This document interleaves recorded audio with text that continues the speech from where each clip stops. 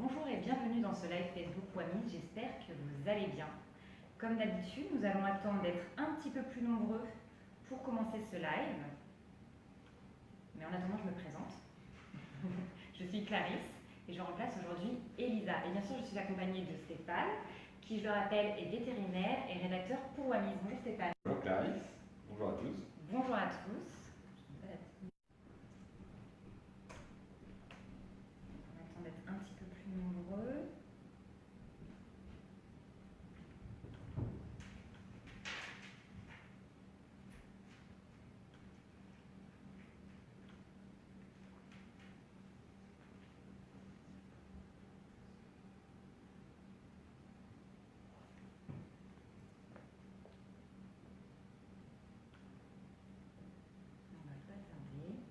Alors bonjour à tous ceux qui viennent de nous rejoindre.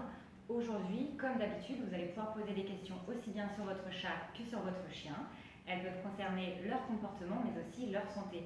Et notre expert Stéphane y répondra en direct.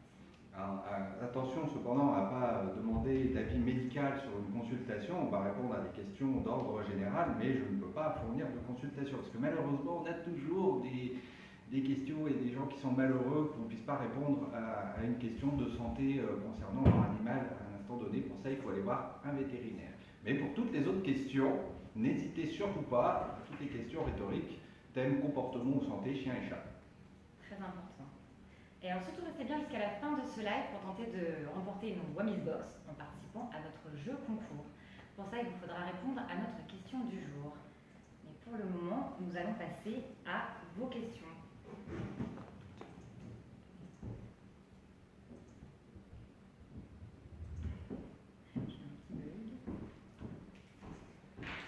Alors, première question de Perce-Neige. Comment s'appelle le frissonnement du chat quand on lui caresse le dos et pourquoi fait-il ça? En fait, ça ne porte pas un nom particulier, il s'agit d'un réflexe lié à une voie nerveuse qui ne passe pas par le cerveau, donc c'est un réflexe très très rapide.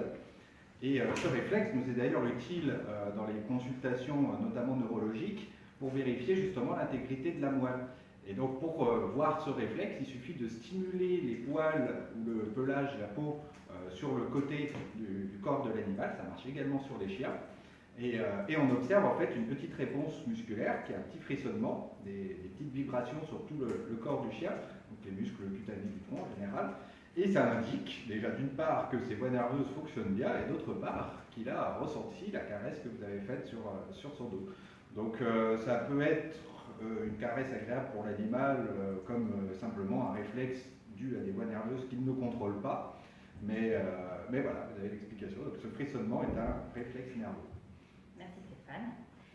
Question suivante, elle est de Cléo qui dit bonjour, faut-il couper les poils dans les coussinets des chats, entre les coussinets des chats? Alors non, pas nécessairement, à moins qu'il y ait des infections qui se développent dans cet endroit-là parce qu'il aurait beaucoup trop de poils, mais j'ai jamais vu ça. Très concrètement, je vois pas d'indication pour lesquelles couper les poils sous les coussinets. Par contre, ça peut être important s'il ne sort pas de bien lui couper les griffes, parce que sinon il ne les use pas, et du coup il peut s'accrocher potentiellement dans les tissus, les moquettes, ou des choses comme ça. Très bien. Question suivante, elle est de Marine. Bonjour, je voulais savoir si vous pourriez m'aider, car j'ai un chien de type Chihuahua, croisé Pinscher, qui s'était attaqué au mois d'août, et depuis il se gratte énormément, mais aucune présence de tiques, de puces, de plaques, de pellicules. Alors ça, c'est quelque chose qu'il va falloir objectiver en clinique, parce que sur des grattages, il y a bien d'autres causes qui peuvent ne pas forcément être parasitaires. Donc des fois, ça peut nécessiter une prise de sang ou d'autres examens complémentaires. Donc pas hésiter déjà, en première étape, à aller voir un vétérinaire pour qu'il puisse examiner la peau et vraiment avoir un œil averti sur votre chien. Et dans une seconde étape, éventuellement, on peut envisager des causes comportementales. C'est vrai que dans certains cas, on peut avoir des léchages ou des grattages liés à du stress, notamment par rapport à un éventuel trauma comme vous le rapportez, mais ça reste une cause qu'on va vérifier secondairement. La première étape reste quand même de vérifier, même si vous ne voyez pas de parasite, quand même qu'il n'y ait pas une autre maladie de peau qui puisse être à l'origine de ces grattages. D'accord. Question suivante, elle est de Philippine. Bonjour, à quel âge un chaton qui n'a pas de maman peut-il arrêter le biberon? Alors, ça c'est une question intéressante. Parce que c'est vrai que le sevrage chez le chat se fait entre 2 mois, 3 mois en général, voire des fois il y a des chatons qui restent jusqu'à 6 mois près de leur maman. Mais par contre, au niveau nutritionnel, le chaton devient très très vite un prédateur parfaitement autonome et efficace. Donc déjà d'une part avec les comportements pour chasser, mais au niveau de son intestin, il est capable de digérer les protéines ou en tout cas des aliments solides à partir d'1 mois et demi à peine. Ça va très très vite et en fait la transition alimentaire du chaton se fait en général entre 1 mois et 2 mois. Donc c'est à partir de là où il commence à prendre de la nourriture solide et à arrêter de boire du lait. Donc pour réaliser une bonne transition alimentaire, dans ces eaux-là, autour de 1 mois et demi, 2 mois, vous commencez à lui présenter de la nourriture solide telle qu'il va avoir après, et naturellement de la nourriture chaton. Ça peut être des croquettes ou de l'humide donc. Et vous faites progressivement cette transition en augmentant progressivement la part de nourriture solide et en enlevant le lait d'ici la fin des 2 mois, 2 mois et demi, 3 mois. Donc en général, on fait des transitions alimentaires sur une quinzaine de jours pour que ça se passe vraiment bien et éviter tous les problèmes de diarrhée qu'il peut y avoir avec des transitions trop brusques. Très bien. Alors, je rajoute une question à ça. Et si ce n'est pas respecté, est-ce qu'il y a une incidence sur le comportement du chaton en plus de sa santé? Le fait d'être sevré trop tôt, pas assez? Alors, dans le cas des sevrages trop précoces, effectivement, on peut avoir une incidence sur le comportement, notamment au niveau des autocontrôles, même si le chat reste un animal solitaire. Il faut garder à l'esprit que ça reste un animal qui, contrairement au chien, dans la nature, a tendance à vivre seul. Donc, c'est assez fréquent, même quand il reste près de leur maman, qu'ils n'aient pas les autocontrôles, donc le contrôle de la morsure et de la griffure. Mais c'est clair qu'un chaton qui est séparé à 1 mois de sa maman, il ne va pas les avoir et il faudra les lui apprendre dans le jeu à limiter ses griffures et ses morsures, parce que sinon, dans l'excitation, souvent, ils ont tendance à faire trop mal. Ça, c'est clairement le principal impact que peut avoir un sevrage trop précoce sur le comportement. Très bien. Une question de Christine. Bonjour, mon chien, un bulldog français, jappe beaucoup à certains moments de la journée ou en soirée. Je ne sais pas pourquoi. Comment déterminer pourquoi? Quelle raison? Est-ce qu'il y a des astuces? Non, ça c'est très compliqué sans voir le chien dans l'action, parce que voilà, a priori ça a l'air d'être à certains moments précis dans la journée, peut-être qu'il y a un déclencheur, ça pourrait être quelque chose à chercher, mais il y a des fois des chiens qui focalisent tout simplement parce qu'ils ont envie de causer. C'est une forme de communication et que si par exemple au moment où vous êtes présent, le fait pour lui d'aboyer, ça lui permet d'obtenir de l'attention de votre part, ne cherchez pas plus loin, la raison elle est là. C'est simplement pour attirer votre attention et que vous vous intéressiez à lui. Le chien est un animal social et il utilise beaucoup la voix pour communiquer, notamment parce qu'il s'adapte bien à nous, qui utilisons également beaucoup la voix. Il utilise aussi beaucoup les postures visuelles, des choses comme ça, mais il y a des chiens très bavards et des fois il ne faut pas chercher plus loin comme raison pour expliquer des aboiements. Après, si vous identifiez une cause comme la présence de travaux, un autre chien qui aboie dans le voisinage, ou même des choses liées au stress, pas hésiter à avoir un comportementaliste pour essayer d'objectiver ces causes et les traiter avec de l'éducation. D'accord, très bien. Une question de Joël. Quand un chiot de 8 semaines arrive dans une nouvelle famille, doit-on le mettre dans la chambre pour qu'il ne soit pas seul? Dans la chambre, vous voulez dire avec les propriétaires. Alors, il y a beaucoup de choses qui se discutent là-dessus. Pour moi, je pense qu'il faut voir en fonction du tempérament du chien. Il y a des chiens qui sont très vite en détresse lorsqu'ils sont comme ça changés de milieu. Donc ça peut être bien effectivement de les garder près de soi, mais il faut aussi leur apprendre la solitude, donc les entraîner. Mais c'est un entraînement qui se veut progressif. Commencer par laisser le chien tout seul la nuit directement pour l'habituer à la solitude, c'est pas forcément une bonne chose. On peut avoir du coup une forte stress pendant la nuit. Et c'est des choses qui vont jouer sur le bien-être du chien. Donc le mieux, c'est de faire en fonction du chien, de son tempérament, des chiens plus ou moins solitaires. Si vous voyez qu'il ne supporte pas du tout la solitude, il faut le faire progressivement. Donc au début, vous pouvez le garder dans la chambre, puis il est habitué petit à petit à des moments de solitude de plus en plus longs, quitte ensuite à ce qu'il passe ses nuits seul. Et si par contre il a déjà l'habitude, il fait sa vie et pour ça il n'y a pas de souci, vous n'êtes pas obligé de le garder près de vous. Très bien. Question suivante de Catherine. Comment faire l'apprentissage de la propreté à un chiot quand on habite en appartement? Est-ce qu'il y a des astuces? Alors, les techniques vont être globalement les mêmes qu'à l'extérieur de toute façon. Il faut que le chien apprenne à faire ses besoins lors des balades, principalement. Donc, pour ça, le mieux c'est d'utiliser des renforcements positifs. Donc, quand on a un jeune chiot à la maison, c'est facile de cibler les moments où il va avoir tendance à éliminer. Ça va être après les repas et au réveil. Vous le baladez à ce moment-là. De toute façon, un chiot, ça a besoin d'être baladé plus fréquemment qu'un vieux chien. Donc vous le baladez à ces moments-là et comme ça, vous le récompensez chaque fois qu'il fait ses besoins et en associant la récompense vraiment immédiatement après le besoin, ça peut être une friandise ou même simplement une récompense vocale, le chien va très rapidement associer le fait de faire ses besoins à l'extérieur à quelque chose de très positif. Il est vivement recommandé de ne pas utiliser la punition à l'intérieur. En général, on n'est pas là au moment des faits pour agir, pour intervenir et dans les autres cas, donc quand ce n'est pas synchronisé avec le moment où il fait ses besoins, la punition n'aura aucun impact positif sur le chien. Au contraire, ça risque non seulement de ne pas lui apprendre la propreté, mais en plus d'ajouter un stress. Donc, vraiment plutôt utiliser le renforcement positif à l'extérieur quand il fait ses besoins pour l'inciter à faire ses besoins à l'extérieur. Et puis, si jamais vous avez des difficultés, pour le coup, pas hésiter à avoir un éducateur, même pour un cours ou deux, ce qui peut suffire, parce que des fois, on a vraiment du mal à communiquer avec son chien malgré toutes les bonnes explications qu'on donne, comme il ne faut pas punir immédiatement, il faut récompenser tout de suite après, etc.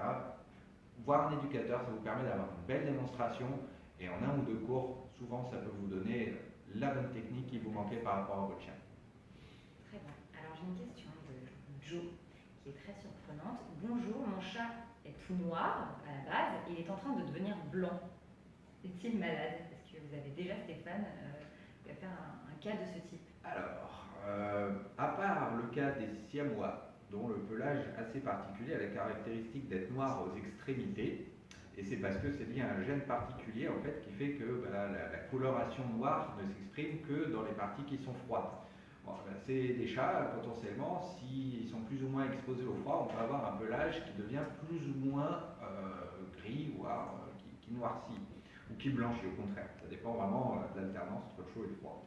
Mais dans les autres cas, un pelage qui blanchit, non, à part la vieillesse, et encore chez les chats, ça ne se voit pas tellement, hein, c'est pas le pelage qui va devenir blanc, c'est plutôt quelques poils blancs qui vont apparaître. Autrement, j'irai voir s'il n'y a pas surtout une perte de densité du pelage et qu'on voit apparaître la peau en dessous. Ça peut être lié à une perte de poils. Pas hésiter à vérifier en clinique vétérinaire qu'il n'y a pas une anomalie liée à ça. D'accord. Très bien, merci Stéphane. Alors, question suivante. Lana, elle aimerait savoir comment, elle vient d'adopter un chiot, et elle aimerait savoir comment habituer son chat, surtout, à la présence de ce nouveau petit compagnon. C'est une bonne question parce que là, dans le sens où vous intervenez, c'est là où vous allez avoir des difficultés. Potentiellement, ce serait plus simple si c'était le chaton qui arrivait en présence d'un chien adulte. Mais il s'avère que le chat est un animal qui est très sensible au changement et quand il y a un nouvel arrivant dans la maison, c'est pour lui effectivement une grosse épreuve. Donc c'est vraiment une bonne question et très pertinente de s'intéresser au bien-être du chat à ce moment-là.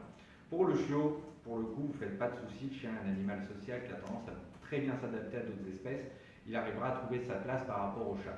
Mais il faut que le chat arrive effectivement à se positionner, à dire moi je ne veux pas de contact avec le chien, ou alors ok pour jouer mais pas trop longtemps, etc.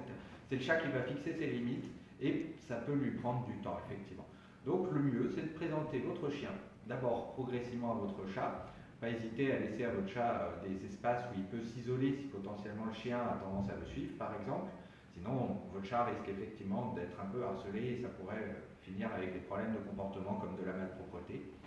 Donc vous pouvez présenter des petites zones comme ça pour votre chat de tranquillité. Et puis pas hésiter à jouer sur les renforcements positifs aussi. Donc vous servez la gamelle avec des friandises, par exemple de la pâtée que les chats adorent, des choses comme ça, en présence du chien, pour que le chat vraiment se fasse à l'idée que la présence du chien n'est pas quelque chose de négatif. Ça va prendre beaucoup de temps. Au départ, il est tout à fait possible qu'ils ne veulent pas manger en sa présence, donc il faut servir la gamelle dans la pièce d'à côté. Puis petit à petit, vous rapprochez par exemple. Et oui, pas hésiter à attendre des fois 3 à 4 semaines avant que les choses se stabilisent bien. Le chat est vraiment un animal très très sensible. D'accord. Très bien. Question suivante de Marie-France. Mon chat a tendance à pincer ou mordiller quand il n'a pas ce qu'il veut. Voilà, comment faire pour que ça s'arrête? Alors moi j'appelle ça l'amour vache. Parce que c'est vrai que le chat, quand il est un petit peu contrarié, passe très vite dans ce qu'on appelle des attaques de prédation. Donc là, c'est un petit peu ça, des attaques de prédation. Il va mordiller gentiment, hein, ou alors donner des petits coups de patte en passant.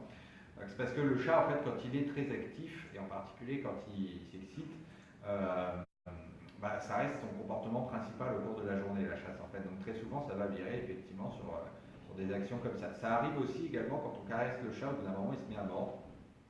Donc dans ce genre de cas, moi ce que je fais tout simplement, c'est que je pousse un cri, un aïe ou un non, ou un truc bien sonore, avertissant le chat que j'ai changé d'état émotionnel, je ne suis plus en joie mais je suis contrarié, et je m'éloigne de lui tout simplement. On appelle ça une punition négative, c'est-à-dire que ce n'est pas vraiment une punition qu'on donne, on soustrait plutôt la récompense. Là, ici, il s'agissait de donner des caresses et de l'attention au chat. Bah, dès qu'il commence à mordre ou à griffer, j'arrête le jeu ou les caresses, et du coup, bah, ça vient renforcer le fait qu'il ne faut pas qu'il montre les griffes ou qu'il morde pendant ces interactions, pour que le jeu ou les caresses se prolongent. Donc, c'est pareil qu'à la question précédente, il faut user souvent beaucoup de patience pour apprendre au chat ses autocontrôles, puisqu'il s'agit d'autocontrôle. Et notamment si c'est un chat adulte, ça va plus vite avec un chaton, mais pour un chat adulte, ça peut prendre des mois, voire des années, avant que le chat commence à bien maîtriser ses griffes ou ses morsures lors du jeu. D'accord. Question suivante de David. Bonjour, j'ai un chien mâle, un husky de Sibérie, âgé de 3 ans, et il veut toujours fuguer. Est-ce normal? Sachant qu'il précise, je ne sais pas si c'est important ou pas pour cette question, mais il précise qu'il est stérilisé. Il est stérilisé. Ouais. La stérilisation vient jouer un petit peu sur un impact assez mineur. Globalement, il y a des tempéraments fugueurs. Ça, c'est clair que, et notamment le husky, j'ai souvent vu ça sur les huskies. Les chiens nordiques ont tendance à avoir beaucoup de besoins d'espace et de liberté. Ils ont tendance effectivement à prendre la fuite assez facilement. Donc, pour ça, on peut chercher au niveau des causes comportementales, effectivement, pourquoi le chien cherche à aller à l'extérieur.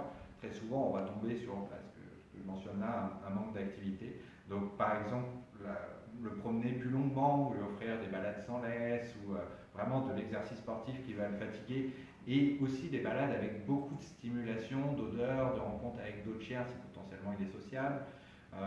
Toutes ces choses-là, tout ce qui peut l'attirer vers l'extérieur, vous lui fournissez en masse de façon à diminuer son intérêt pour l'extérieur.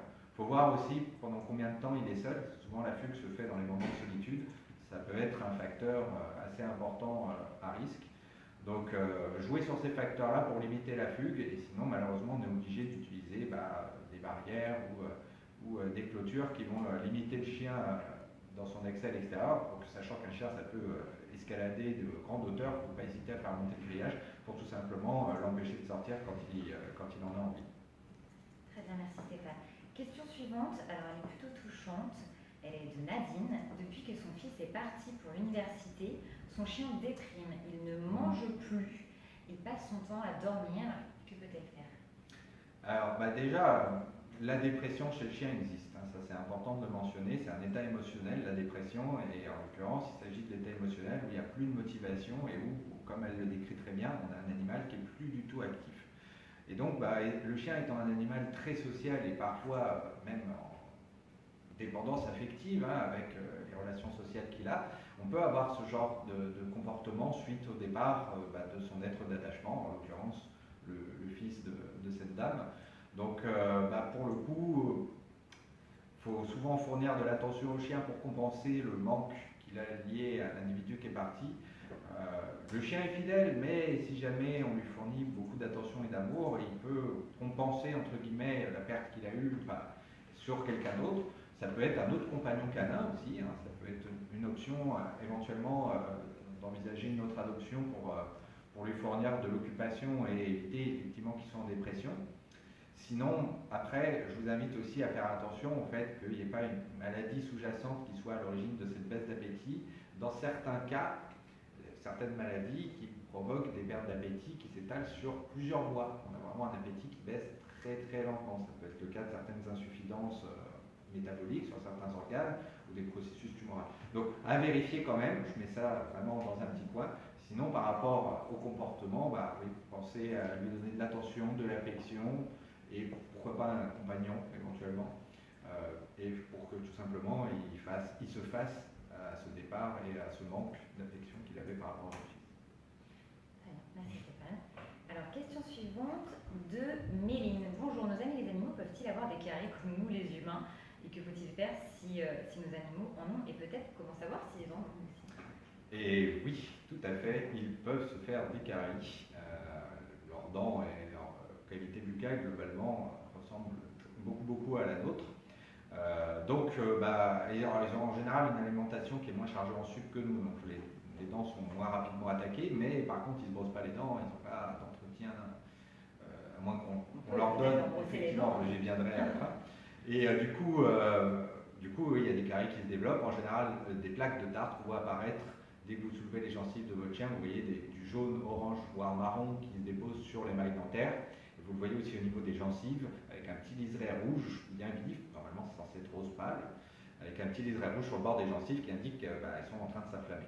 Donc tout ça, effectivement, c'est des signes que ça commence un peu à s'infecter au niveau des dents. Et pour ça, le traitement, ça passe par deux aspects. On ne peut pas leur brosser les dents et enlever le tartre qui forme vraiment un film bactérien très dur avec simplement une brosse à dents. Il y a seulement le détartrage chez le vétérinaire qui peut lui permettre d'enlever ce tartre. Surtout qu'en plus, à chaque détartrage, souvent on a une dent qui bouge ou des choses comme ça. Il y a souvent aussi des extractions dentaires qui sont faites.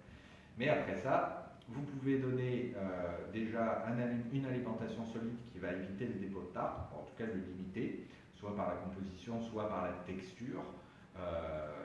Ça peut être par exemple dans les croquettes qui ont un aspect un peu plus abrasif que la nourriture humide. Soit vous allez utiliser des compléments, donc ça peut être des lamelles dentaires ou des bains de bouche. Bains de bouche un peu plus difficile à utiliser, mais ça peut se faire en complément de brossage aussi. Il y a aussi des brosses à dents à utiliser. Bref, plein de solutions à voir en fonction des chiens, parce que comme chez nous, il y en a qui vont avoir du tartre plus vite que d'autres.